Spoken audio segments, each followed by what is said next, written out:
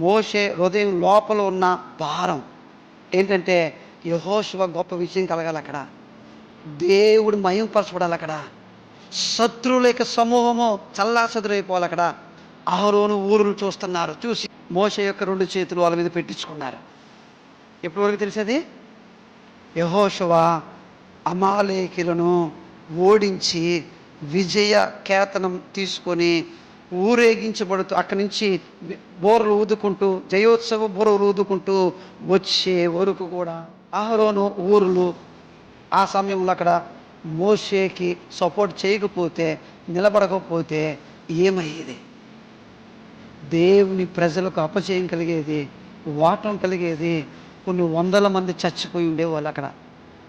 ఆ చావు, ఆ మరణము లోపలికి రాకుండా ఆ మరణాన్ని ఆపగలిగే సహాయకులు, సపోర్టర్స్, నిలబడ్డ వ్యక్తులు ఊరు అహరోనులు.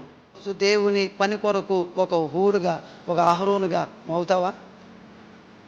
నాకేం అవసరం లేదండి, దేవుడు కార్యం జరగాలి, అపవాది క్రియలు లయపరచబడాలి, దేవుడు మహింపరచబడాలి, దేవుడు గణపరచబడాలి అని నీ లోపల తలంచుకొని వచ్చి పక్కన నిలబడి అవసరమైతే ఆ బరువును మోయడానికి, ఆ బరువును మీద వేసుకోవడానికి సైతం కూడా నువ్వు ఒప్పుకుంటావా? ఒకరు ఒప్పుకోగలిగితే మోషే ద్వారా దేవుని ప్రజలకి అద్భుతమైన విజయం కలిగింది.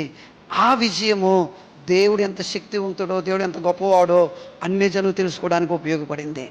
దేవునికి స్తోత్రం కలుగును గాక.